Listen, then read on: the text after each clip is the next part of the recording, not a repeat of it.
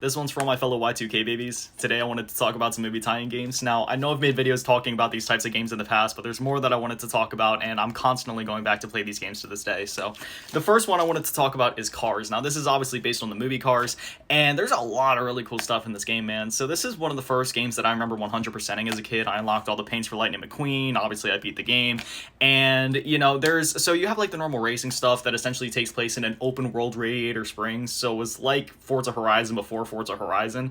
And there was this really fun minigame where you would tip the tractors, which was obviously based on that tractor tipping part of the movie. It was like a bird's eye view thing. You'd go around tipping the tractors. It was so much fun. But this game in general, it's a great time. If you haven't gone to play before, I highly recommend it. It was released on a bunch of different consoles, like a lot of the movie tie-in games of the day. Next one I wanted to go ahead and talk about is WALL-E. Now, there is a few different versions of this game. There was the Wii/PS3/360 version of the game, and then there was the PS2/PSP version of the game, and then there was the DS version of the game.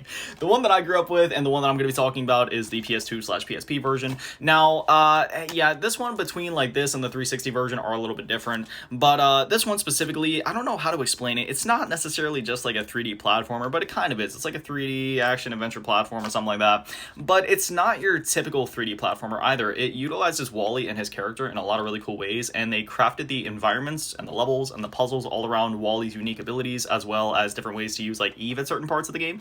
So I have so much love for this game because it's not just a movie tie-in game. Like, it doesn't just adapt it. It has a lot of its own unique stuff going for it, and it genuinely is its own unique experience on its own. So yeah, if you haven't gotten to play this version of the game before, because I'm sure a lot of you have probably seen, like, the Wii or Xbox 360 version of the game, the PS2/PSP version, definitely give it a shot because it's completely different from the other versions of the game, and it's so much fun. It's a great game.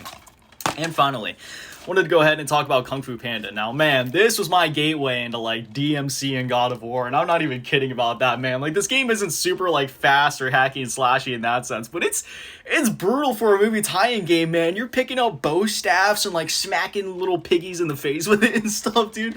This game was awesome, and Jack Black reprised his role in this game as well. This game was released on, like, PS2, Xbox 360, and a bunch of other consoles and stuff. I have it on the Xbox 360 as well. It released in Lego Indiana Jones / Kung Fu Panda dual pack, which is cool. I have that dual pack, but yeah, man, this game is awesome. Definitely give it a shot if you haven't before. That goes for all these games in general. Definitely make some time to play all of these. But yeah, these are some movie tie-in games. I have so many of these in my collection. I can make more videos talking about these then. But yeah, I love these games, and I really do miss this time in gaming, man. These games, amazing.